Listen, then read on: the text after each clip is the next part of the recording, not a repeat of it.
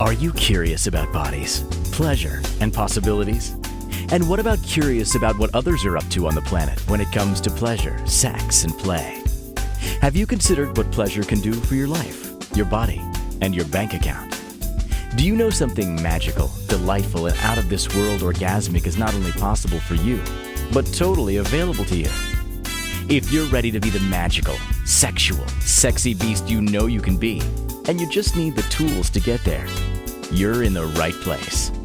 Now, here's the host of The Pleasure Zone, sensual movement artist, relationship and sex alchemist, Milica Jelenic.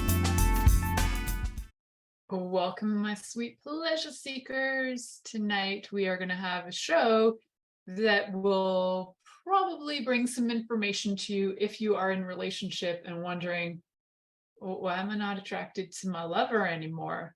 What's going on? They're a decent human being. Why am I not attracted to them? Why am I talking about this? Well, I love talking about sex, intimacy, relationships, all things to do with pleasure here on the Pleasure Zone. I've been doing this for over 9 years. You can look back and find well over 400 episodes on all kinds of things, from how to get out of trauma to kink to history to mystery to magicalness to energy to you name it. We talk about it on this show. We talked about things like the history of panties. It's actually a show that I did recently and it's getting a lot of traction. So go have a listen to the history of panties and how fun panties are. And tonight we are talking about relationships. It's kind of a carryover from last week where we talked about why, is it normal to not want sex? And so we're carrying that over to, is it normal to not want sex with your lover? However, we're wording it a little differently. We're looking at some different factors that might be having you feel so turned on by your lover. Why doesn't my spouse turn me on? Or your lovers, maybe you got 12 and 2 of them don't turn you on, but the other 10 do. What's going on? What is it that has you not feel turned on by your spouse or lover? And one of the reasons I talk about all this stuff is because I'm a sex and intimacy coach. I'm also a holistic health practitioner. And one of the things I found in my practice was that people would come in with health issues, but one of the things that they really had were relationship issues with themselves and also with others. And so I took on coaching and I took some coaching courses, and then I started to work more with coaching aspect of this, because also there's always people who have come to me and secretly said, they've come under the guise of, I really want to lose weight. And then secretly they're like, I have erectile dysfunction. And you're like, oh, okay, well, those things actually go in tandem. Let's talk about it. So, and I think I have done an episode on that. We'll see if I have, and if I haven't, I will. So we're going to be talking today about why your spouse doesn't turn you on. And one of the things I think that we need to first look at is, what is attraction? And what gets you attracted to your spouse to begin with? Maybe you were never attracted to your spouse. Maybe you just did it out of obligation. Maybe you were in a prearranged marriage. Maybe you were having such a low on yourself kind of like decade that you just stuck around in a relationship. I know people who have actually said, I got married because my self-esteem was so low, I just didn't think I could do any better. And I cannot tell you how many amazing people I have met who have said that. And so it's kind of like a mind-boggling thing. Like, why are you in a relationship if you're not turned on by your spouse? And I know people who have been married for decades and they're not turned on by their spouses, and sometimes never were. And we have a lot of factors to look at. Sometimes we're looking at things that, because some of these relationships are much older, have been around a while, sometimes we're looking at things that were going on even sociologically. If you got married in 1970, things were a lot different than they are now. So we'll look at some of those things, some of the factors that might be contributing to why your spouse doesn't turn you on anymore. So turn on, I think we need to kind of get clear on that as well. So turn on, for a lot of people, and medically, and in a lot of fields of research, turn on would equal arousal. And as we know from a lot of the shows that I've talked to you about and a lot of the research that is now out there in the last decade, that arousal is not the same as consent, and it's also not the same as pleasure. So we need all those things. We need consent, we need arousal, and we also need pleasure in order for this to be the true, all-encompassing, what I would call turn on. So when we look on what is that, what has you get turned on by your partner, a lot of it has to do with pheromones and hormones, and it has to do with like an animalistic reaction to another person.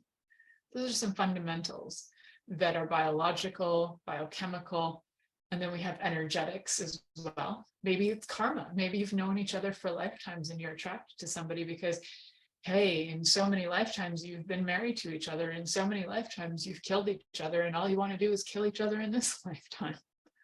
I don't know. There's a lot of reasons why people are attracted to each other. And let's break it down to some fundamentals where we do get attracted to certain things based on our senses. And we have talked about that there are more than 5 senses, including things like interoception, proprioception. We're going to stick with some real basic 5 for you today, some basic 5 senses of what are some things about your spouse that attracted you. And for a lot of people, one of the first things they'll say is, well, my spouse has gained weight since we got together and I just don't like how they look anymore. And oftentimes for me, I just go like, holy cow, could you be any more superficial?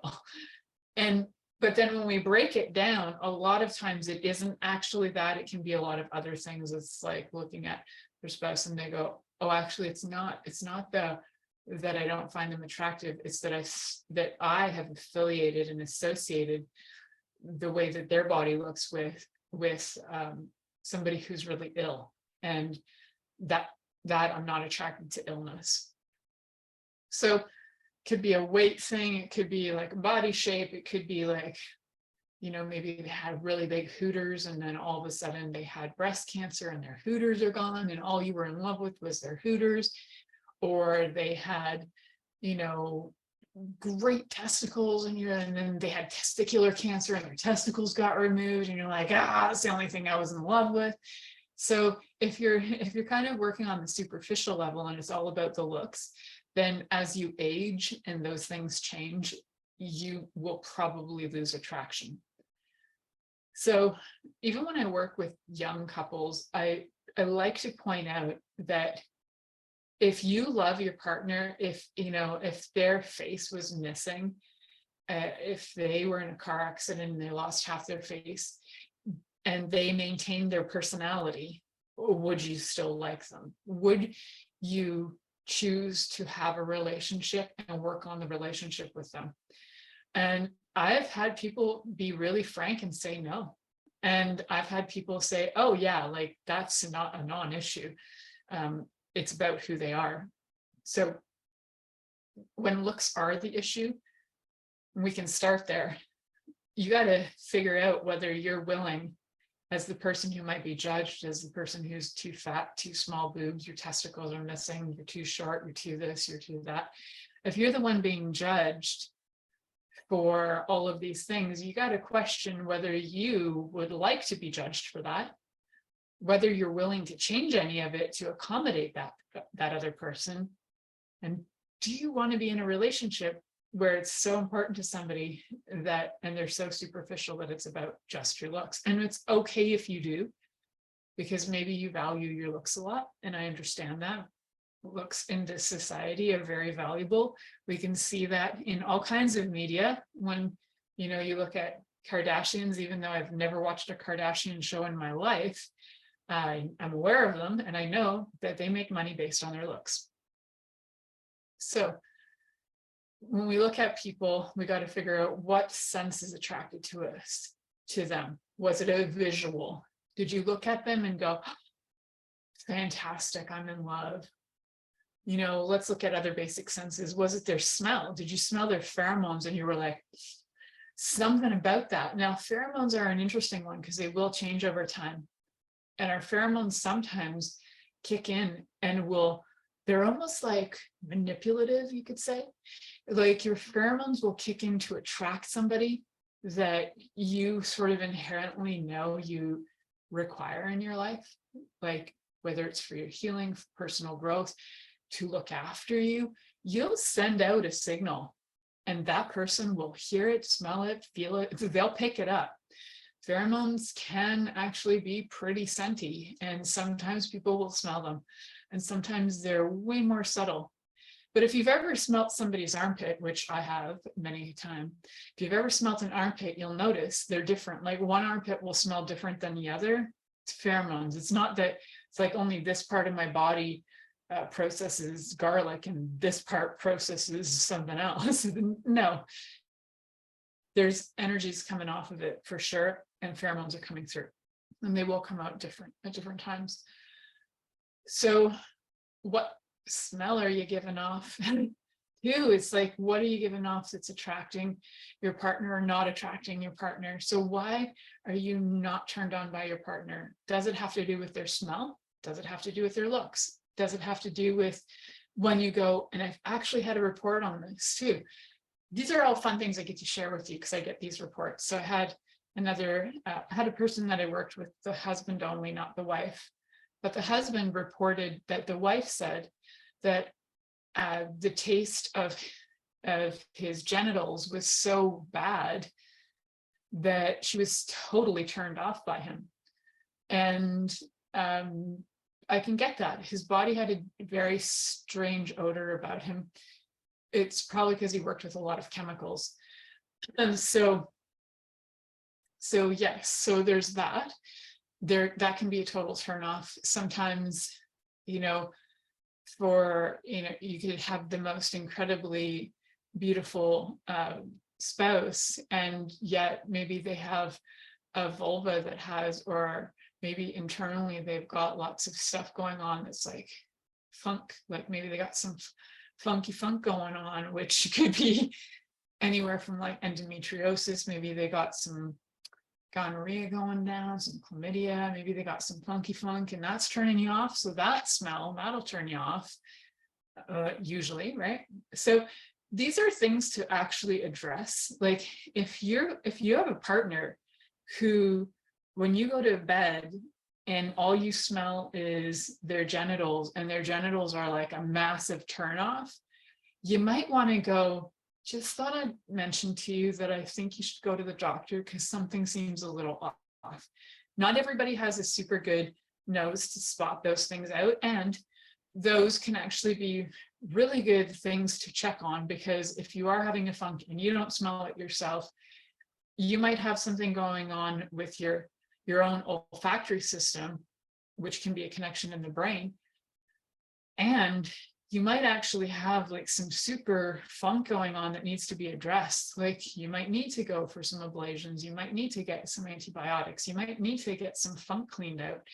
So if you got the funk, or if your partner has the funk, whether it's like smegma funk, or you got endometriosis funk, or you got the funk happening, let your partner know that they got the funk happening so that they can take care of it.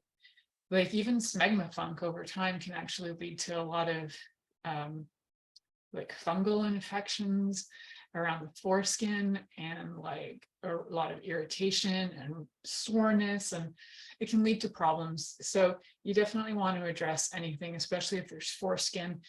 There is a bigger chance of holding in some bacteria and some fungus and things. So you want to take care of the funk.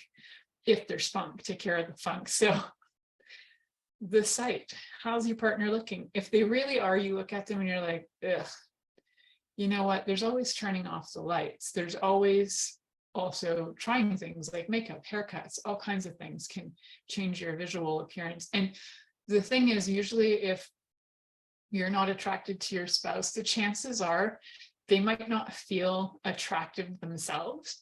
And sometimes it's the other way around, like you don't feel attractive yourself, but other people are attracted to you.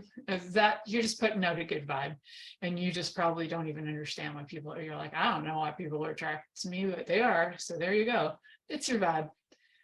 So if you got your, we got touched on the looks. Oh, sound, that's another one. So there can be noises that drive you absolutely nuts coming from your spouse, whether it's that they have like chronic flatulence, or whether they have snoring, or whether they have chewing habits that drive you crazy, or they slurp when they drink, or something about the way they brush their teeth.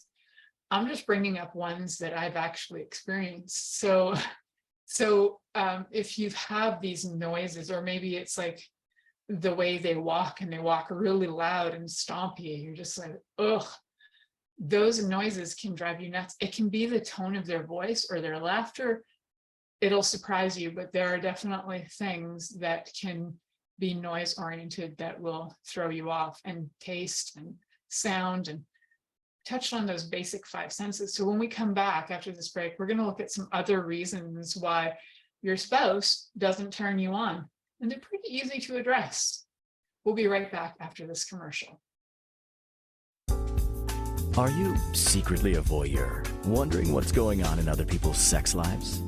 What if now is the time for a totally different sexual evolution? Are you interested in people who are pioneers of different sexual and pleasurable practices? Lean in now with Milica Jelenic, where she will entice you and your body to know your own pleasure zone. On the Pleasure Zone radio show with sensual movement artist Milica Jelenic, you'll receive tools, inspiration, and a foundation to allow yourself to receive more in your sex life, and quite possibly other areas of your life as well. Listen for the Pleasure Zone with Milica every Monday at 8 p.m. Eastern Time, 7 p.m. Central Time, 6 p.m. Mountain Time, and 5 p.m. Pacific Time on InspiredChoicesNetwork.com.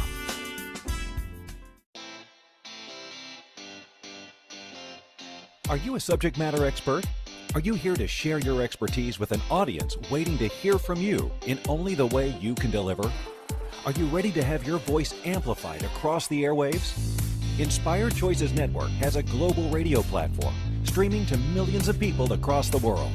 Professionally produced and supported by an accomplished team every step of the way, you can broadcast from anywhere in the world, knowing your voice matters, and we ensure it is delivered with ease and efficiency.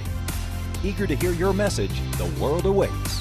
Contact us today to become an Inspired Choices Network radio host. Email become a host at inspiredchoicesnetwork.com.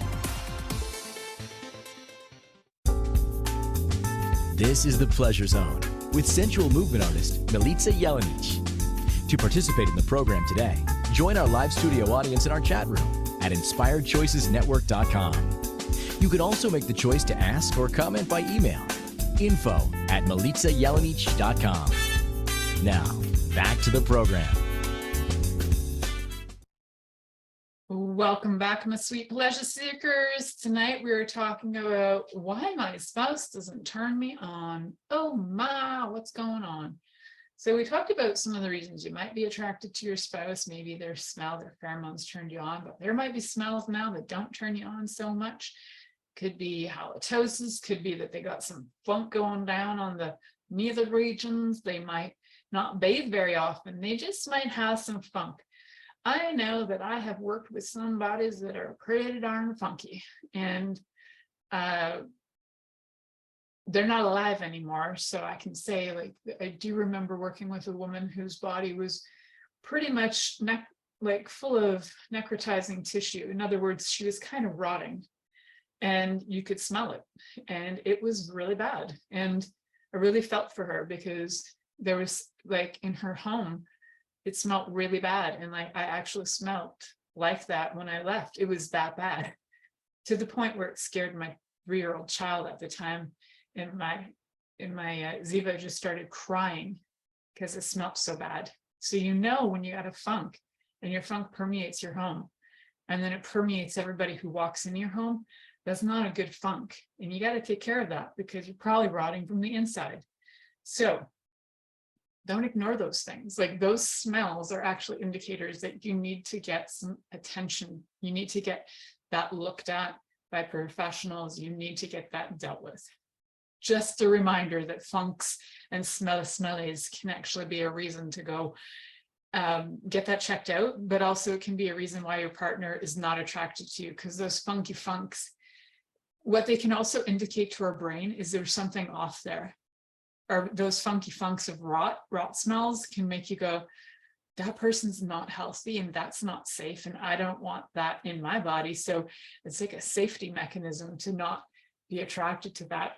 So unless you're kind of in a mode where you feel really crummy about yourself and you're like, I don't care if I die, so whatever, I'll just be attracted to the funky funk. That happens too. There's no judgment on that. It's just what happens. But if you do have the funky funk, or if your partner has the funk, just let them know. And how do you bring that up in conversation is you just go, hey, honey, I'm really kind of concerned that there's something going on with you, because I've noticed that there's a smell happening, and maybe it's a good idea if you'd like me to go to the doctor with you, if you'd like to go alone, but I think it would be good to get it checked out. So there isn't really like the nicest way to put it to say you got the funky funk, but bringing it up is important, because sometimes people who have the funky funk have been it so long, they don't even know that they've got it and they can't smell it. So, all right, we're going to move away from our senses for now, and we're going to move into some other reasons why you might not be attracted to your partner. I know that story about the necrotizing tissue, that rot tissue, was pretty disgusting. You guys are welcome. It's the pleasure zone. Who isn't turned on by that story? So we are talking now about some other reasons why you might not be turned on by your spouse. And one of them might be that you are completely sidetracked by somebody else, that you are enamored completely. You are looking at an ideal and you're like, oh, Antonio Banderas, you are my man. And you just think about that, I don't know why Antonio, but why not? I think it's because in university, my roommates and I had this poster of Antonio Banderas, and we were like, worshipped it. So Antonio Banderas, if you're out there, you could be the reason why people are not attracted to their spouse. So what I suggest when you are attracted to somebody else is not to avoid that. It doesn't mean that you act on it, but take that energy and understand what it is. What is it about this person that you find so alluring, so interesting? The chances are you either have those qualities, or those are qualities that you would like to foster in yourself. And that when you know that, you can start to foster those qualities in yourself. A lot of times those qualities will be qualities that your partner already does have, but you might not have seen it in them for a while. And so you can nurture those qualities back as well. So like if you remember your partner being really soft and gentle and kind, and now you're like, they're not soft, gentle, and kind anymore, you have a conversation with them about, hey, is there something going on? Can we have a conversation about how you feel? Blah, blah, blah. If they've really far gone and maybe they have a tumor in their pituitary gland or in their pineal gland, and they're non-functional and their personality is completely changed, that's a whole other situation. That's medical. But if it's just like a flip of emotion and it's not like a medical condition causing the flip of emotion, then it's usually resolvable, unless there's been some other things which we will talk about as well. Trust is a big one too. Why you might not be turned on by your spouse. You might not have trust anymore. Might not have trust in yourself, and you might not have trust in them. Trust is huge. Primal trust is huge, because it's what keeps us alive and surviving. So we'll talk a little bit about that, but are you attracted to somebody else? And are you making them ideal? Like, are you putting everything on them as if they are some kind of demigod that's going to be the best relationship you've ever had? And you think they're phenomenal, and you think they're the answer to life. And if you have that, again, look at all their qualities that you see in them, because they might not even be their qualities. You might have projected some stuff at them as perfection because you're looking for perfection in a relationship. So look at those qualities and see how you can foster them in yourself, nurture them in yourself. And look at what attracts you to them. Is it their body? Is it all those five senses that you experience? Oh man, they smell so good. oh man, like their body looks so good. Oh man, like to touch them feels so good. Oh, that's when we forgot to talk about touch. Some people will be feeling very turned off by their partner's touch. Could be the moistness of the hands, might be like, it could also be the pressure of their hands. I've worked with couples teaching them how to follow each other's lead and to actually like learn touch with each other. And there is a great method that you can learn called the Touch Blueprint. It's really great work. You can experience it, you can try it out, and it's a great way to learn different touch techniques. So you can know if the touch that you're giving your partner works for them and vice versa. I've done shows on the touch tech, the Touch Blueprint, but you can look it up. The Touch Blueprint is not new. I did not create it. So when we look at, what are we attracted to? Is it somebody else? Is it something about our partner? Are we not attracted anymore about anything? I'd rather be with Antonio Banderas. Actually not. I'm going to go with David Tennant, but a lot of you might not know David Tennant. So, but in my heart of hearts, I'm going with David Tennant. And so, yeah. Are you attracted to someone else? And my husband full on knows I'm attracted to David Tennant, along with there's a Canadian actor, and I did get to meet him, Bruce McCullough, cutest little dude ever. So cute, so freaking adorable. Yep, I'm attracted to him. So, but there are people I'm attracted to, and a lot of times it has to do with their brilliance and their humor. And so being sapiosexual, it takes a lot more than your body to turn me on. And having somebody who's like brilliant, interesting, can speak multiple languages, that's a super bonus. Those are all great. And genius is sexy for me. So you might find you'll learn about yourself actually as you go through and find out what it is you're attracted to them about. You might find out that you've had a trend your whole life, that maybe you've always liked people that you saw as brilliant. They could be brilliant verging on psychotic, because psychos are also quite brilliant. And it could be, more superficial about their bodies, and that's okay. That's, I mean, brilliance is kind of superficial in a way too, because it can go, you can lose your mind. So the person, their energy, who they are as a being, that's a really cool thing to be attracted to. So look at trust as well. And in your relationship, do you trust you? Like, do you trust that you're going to stand up for yourself? Because if you don't, then you might not want to even get involved with your partner, because you might go, well, I'm just going to give in again and do what he wants to do, or do what she wants to do, or do what they want to do. I'm just going to do that again. So why bother? I don't care. I don't get turned on anyway. There can be a lot of that. I just give up. I surrender. Because you don't trust that you'll stand up for yourself and ask for what you would like. And we're just not really trained into saying what we would like. We've been shut down by that time and again. I bet from childhood, you can the only time you're allowed to ask for things is Christmas, and it's to Santa. The rest of the time, no, you're not allowed to ask. Getting in the habit of asking can be tricky, but it's so worth it. And also asking for things at first that aren't so significant to you can be really helpful, so that if you do get rejected, you don't feel so rejected. So, hey, can we go for ice cream together? No. Okay, cool.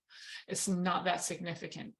But ice cream might be significant to you. I'm just throwing it out there. It could be, if you're like, hey, let's go to I don't know, Thailand together, and your partner's like, no, that's a bigger rejection than let's go for ice cream together. So just knowing that rejection can come up when for a lot of different things, and so that can cause some feelings of like disconnect and lack of attraction. But we were talking about trust, so I just want to tap back into that. So trusting yourself to know that you'll stand up for yourself and what you desire, but also trusting your partner. Like, you might find that your partner's got some pretty questionable behavior. Like, maybe they're texting lovers all night long, or that's what you think they're doing. You're like, they must be texting lovers. It's 9 o'clock at night. But they're not. They're actually just completely absorbed in their own world doing something silly. Or you might not trust them for a variety of reasons, possibly your past, possibly you have a track record of dating people who cheat on you, or that you call cheating on you. So, there might be some conversations to be had as well about what is what is a deal breaker for you. So like if your partner is flirting with somebody else, that might be okay. But then, if somebody sticks their crotch in your partner's face, just like bumping, grinding with clothes on, you might be like, hey, that's too far. Or you might be like, hey, that's not too far, that's fine, whatever. So know what your limits are too, and trust what works for you. And then also having that conversation with your partner so that your partner can be aware of what your limits are. And being clear on your limits is really good. Just this is like a place where don't cross this boundary.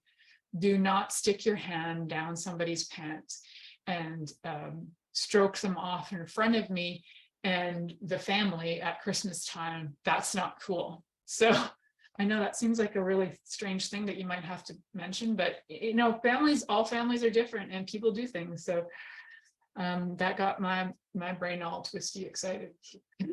But the inappropriateness makes me laugh. My brain is so inappropriate. So we're going to head to our next commercial break, and we're going to look at some other reasons why you might like your partner, but you're not turned on by them after this commercial break. You're listening to The Pleasure Zone here on Inspired Choices Network. Are you secretly a voyeur, wondering what's going on in other people's sex lives? What if now is the time for a totally different sexual evolution? Are you interested in people who are pioneers of different sexual and pleasurable practices? Lean in now with Milica Jelenic, where she will entice you and your body to know your own pleasure zone. On the Pleasure Zone radio show with sensual movement artist Milica Jelenic, you'll receive tools, inspiration, and a foundation to allow yourself to receive more in your sex life, and quite possibly other areas of your life as well. Listen for The Pleasure Zone with Milica every Monday at 8 p.m. Eastern Time, 7 p.m. Central Time, 6 p.m. Mountain Time, and 5 p.m. Pacific Time on InspiredChoicesNetwork.com.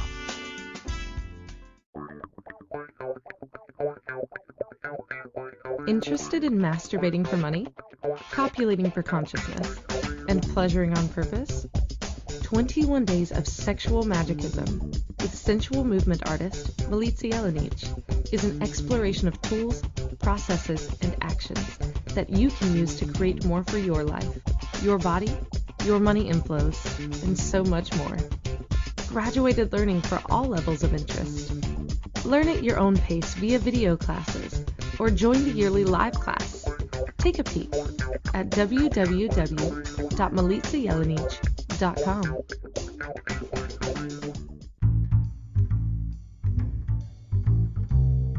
How wonderful would it be to carry your favorite Inspired Choices Network host with you throughout your day? Well, now you can. Inspired Choices Network now has its very own mobile app. Our free app offers live streaming shows, along with thousands of podcasts and TV episodes. Our shows cover a wide variety of topics. Whether you're waking up with us, carrying us through the day, and taking us to bed with you, we're always here for you to enjoy.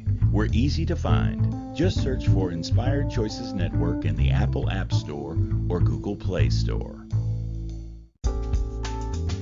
This is The Pleasure Zone with sensual movement artist Milica Jelenic. To participate in the program today, join our live studio audience in our chat room at InspiredChoicesNetwork.com. You can also make the choice to ask or comment by email, info@milicajelenic.com. Now, back to the program. Welcome back, my sweet pleasure seekers. For those of you watching video wondering what on earth is that lady doing there on video, I'm just doing some number 8s with my hips while we stand here because I can. What a great time to like engage your hips and get them rocking and rolling, get them lubricated so that you can go out and have some good action after the show, right? Take the break to do some number 8s. If you don't know what they are, look at some Spanish dancers and they do number 8s all the time. So we are talking about why doesn't my spouse turn me on, and why are we having a Southern accent for that? Who knows and who cares? But we are, yeehaw. So why doesn't my spouse turn me on?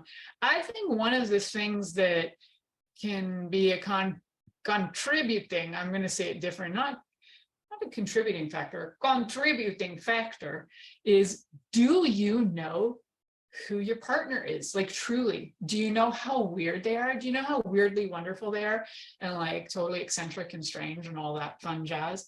Do you know them on a deeper level? Do you know like their thought process? Do you understand them and trust that you know who they are, and you can rely on that about them?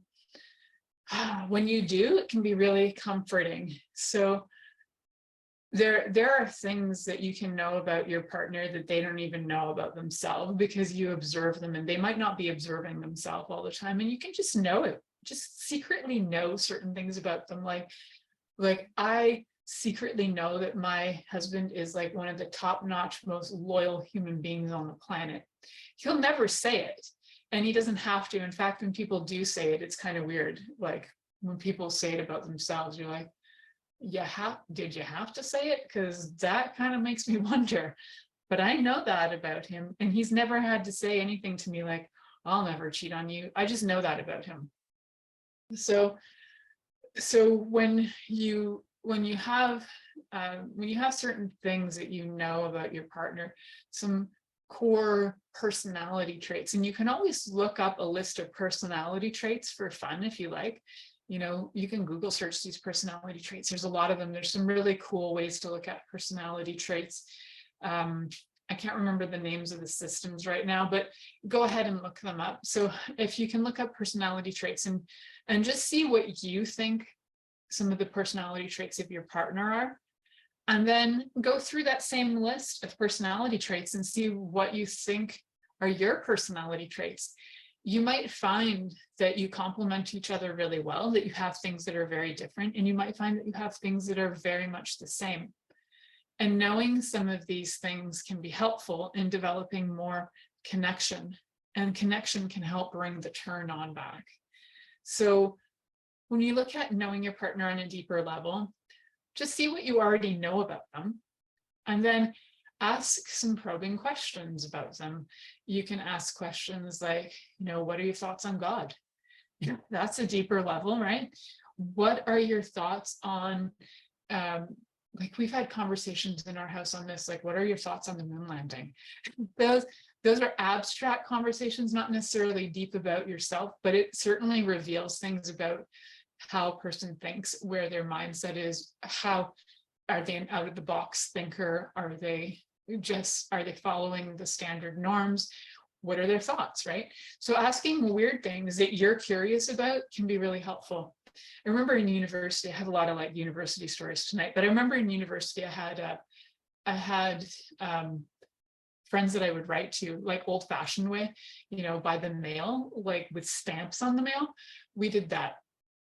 It was the 90s and not everybody had a laptop. I certainly didn't. And to get access to internet, I had to go to like a computer lab, sign out time, and then I had like a designated time and I could write emails, and I didn't do it very often because it was such a task. And most of the time there was only like 200 computers for a school of 15,000 people.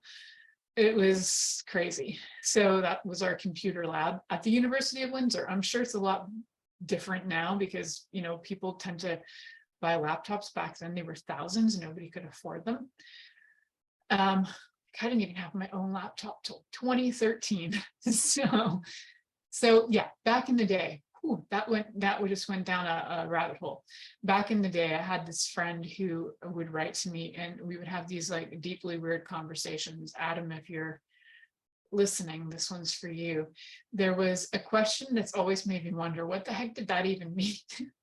But even in high school, so we went to high school together, Adam and I, and we would write in school, we would write deep conversations about life and philosophy. And I did this with a lot of friends. And one day I'll actually have one of my high school friends on to read some of my high school letters to all of you when I gave sex advice when I was 18 years old throughout. And she kept a lot of them. So the deep question he said to me was, it was a one-liner, and we would just use the same paper and write back and forth on it. The question was, what is your experience and feeling of electric blue? And I was like, wow, what does that even mean? That's so deep. And I got stumped and I didn't even respond. I don't think I responded, but I remember thinking, wow, what a deep, not deep question. And so you can ask these randomly fun things and just get in a conversation that's playful about electric blue, because it's really important to talk about. I will bring up silly questions in our home to try and break sometimes, not just wind, we break wind all the time, but sometimes to try and break monotony, or like if the energy feels stagnant or if somebody's in a funk, I'll just bring up random weird things like, you know, how did you feel about the giraffe takeover when they invaded Iraq? How did you feel about those giraffes invading? And then the conversation will be totally abstract and crazy because it's like, well, I didn't really agree with the giraffes' methods. And, you know, there's probably a better way they could have approached it. It gets you into just sometimes out of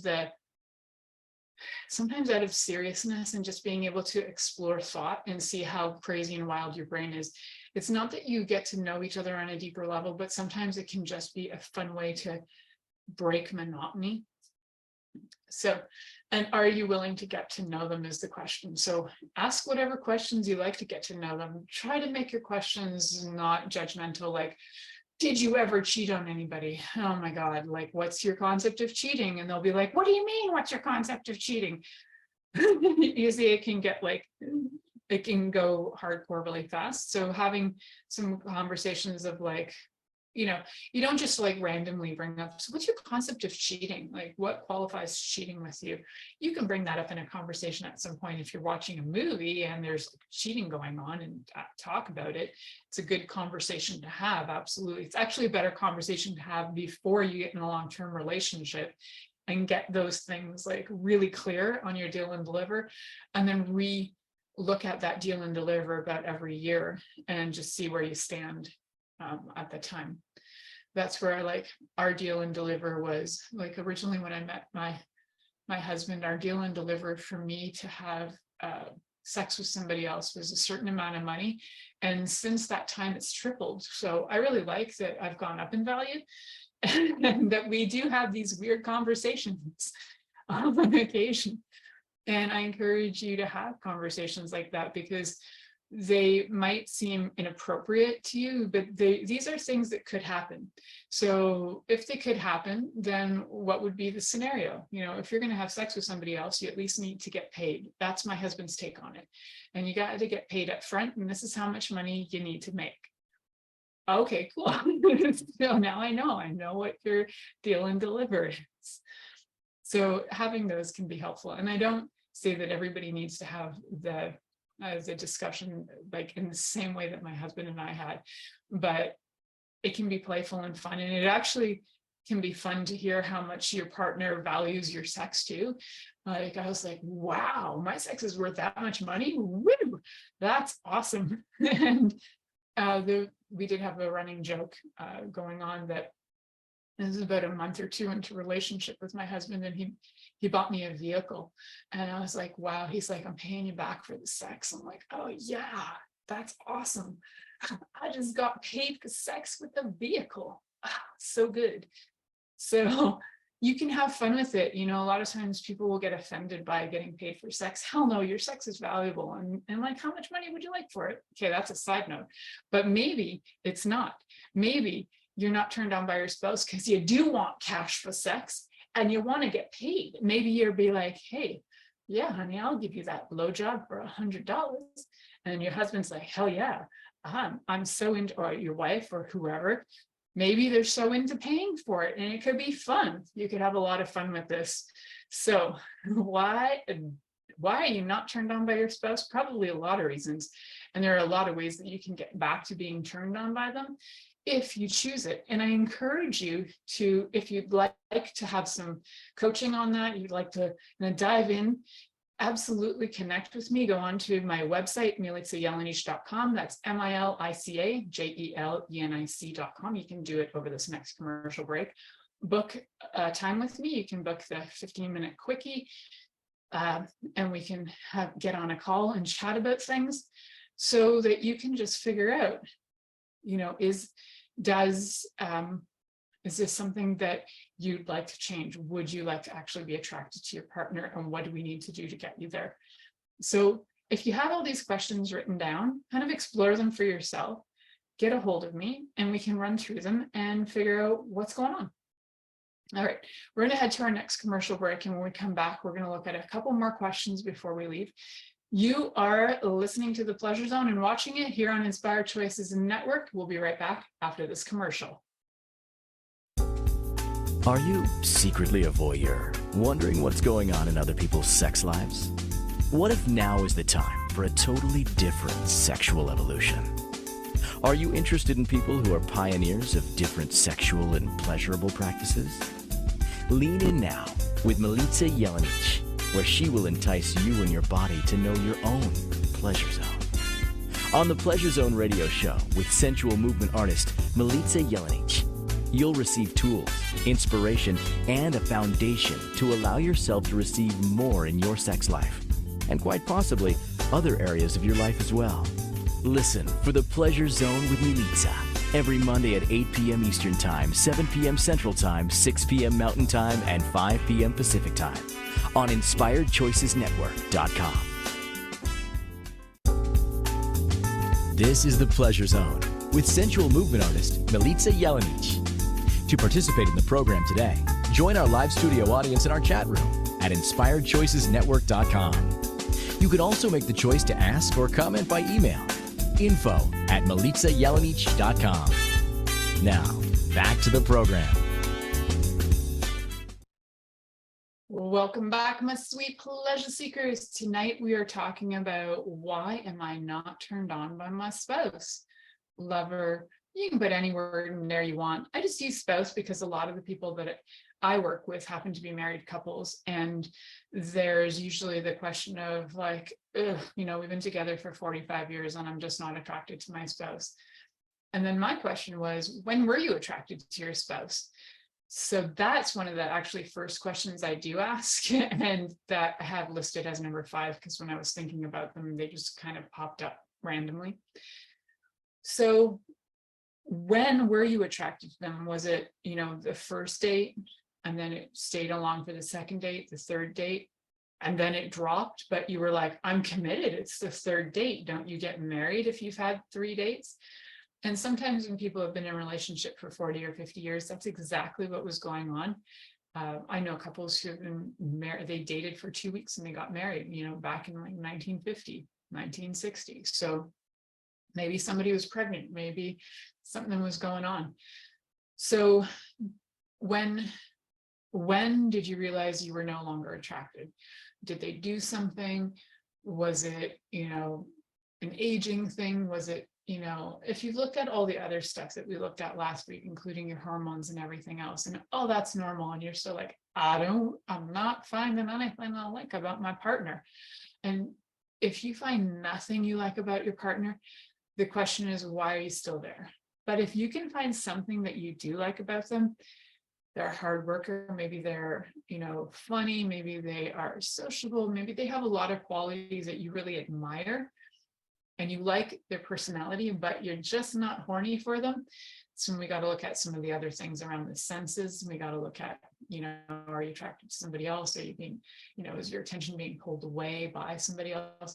What's going on? Do you know them anymore? It's been a long time. Maybe kids got involved and, somebody wasn't helping out with the kids. Say you felt like you took the brunt of the house and the kids and everything else. And maybe you're the money earner on top of that. And you're like, you know what, if I'm doing everything, I might as well masturbate and forget about you, because that frankly does happen. Did happen to me after I had my child. So yeah, there was like, and I wasn't with my husband at the time. I was with somebody else, and I was like, well, I'm the money earner. I look after the child all the time. I'm doing all of this, and I'm supposed to be attracted to you. You bring nothing to the relationship except for chaos. So yeah, not attractive when all they bring is chaos and blah. So that is absolutely something to consider. And if you're the person that is like, why aren't you attracted to me? Have a moment and sit back and go, oh, you know what? When they asked me to help out, did I? No. When they asked to have a conversation, did I? No. When they asked me to cuddle, did I? No. When they asked for all these things that could have been love languages and you didn't deliver, and you still wonder why they're not horny for you. Really? You got to think about that. Do you? You need to think about it, because I think you haven't been listening. So think about it. And maybe you can actually resolve some things. Maybe you can get your relationship back on track. Sometimes you can't. Sometimes it's over and done with. But when two people are willing, able, and choosing it, absolutely, you can get your relationship not only back on track, because the track will sometimes lead you back to where you were, get you on a new track, a speed track, and you can move faster, get things done more efficiently, have a better relationship. So if you just surrender to the idea that nothing's ever going to change, guess what? You're right. Because you've decided that and you surrendered and you're like, they're never going to change. You will never be able to see them different, and you'll never be able to see yourself different. And if they're doing the same thing to you, then the chances are that relationship is doomed. However, if you have not surrendered to that and you said, and you're thinking, you know what, I would love to be able to be horny for my partner again. I would love to bring back the good times. I would love to have some kinky fun times. What do I need to do that? Maybe there's a conversation that's required. Maybe there's some acknowledgement, some different things that are needed to be required. And if you're hearing this and you're like, I've already tried and it didn't work. Okay, you tried your way. Now maybe it's time to bring in an expert, bring in a coach to actually bring you to another level so that you can have a conversation that makes sense to both of you. I think probably because I grew up in a home where I translated my father for my mother for years and did so even after their divorce, that I learned to translate people. And it's one of the things I'm really good at. So if you need a translator in your relationship, just let me know and connect with me through my website, milicajelenic.com. It's some weird, wacky capacity I have to be able to translate people to each other. And so, yeah, when we look at, is there something else that's going on, when I say that translating things, sometimes there's something you really like desire, but you have no idea how to ask for it, or you think you've asked for it, but you're like, well, I don't understand. It's because whatever you're saying isn't quite coming across the same way. So sometimes you need a translator to assist with getting the words so that your partner can hear you and understand what you're asking for. What is your big ask that you've been avoiding asking for? Maybe they'd like it too. And if you do have a big ask that you've been asking for, one that you've been hoping to ask for, but you didn't know how to ask for, go over to my website, grab at the very bottom of my website. If you click on, there's a do's, don'ts, maybes list, grab that. It's free. I think you might get emails just to tell you about the updates of when my shows come through. I'm not like plugging you to have a session with me or anything like that. If you would, though, after you do the do's, don'ts, maybes list and you'd like some assistance going through it, you can always book a free 15-minute session with me, or you can book a time that you can pay for if you want. But 15 minutes is free, so remember to take me up on that. For now, I still offer that. Sometime very near future, I will not be offering that. So my schedule is filling up, but for now, I'm still available for that. So what are we going to have next week, guys? We're going to be talking, is it normal to be scared of intimacy? And yes and no. We don't need to be scared of intimacy, but man, is it ever common? And there are a lot of common reasons for it. Some of those common reasons are not normal, like abuse is not normal, but it is common. We'll be talking all about that next week. finding some solutions to get you back on track so you're not so scared of intimacy with you first and with somebody else after. Thank you for listening to The Pleasure Zone with sensual movement artist Milica Jelenic. The Pleasure Zone returns next Monday at 8 p.m. Eastern, 7 p.m. Central, 6 p.m. Mountain, and 5 p.m. Pacific on InspiredChoicesNetwork.com. We hope you'll join us. Until then, have the best week of your life by choosing to be turned on and tuned in to your body.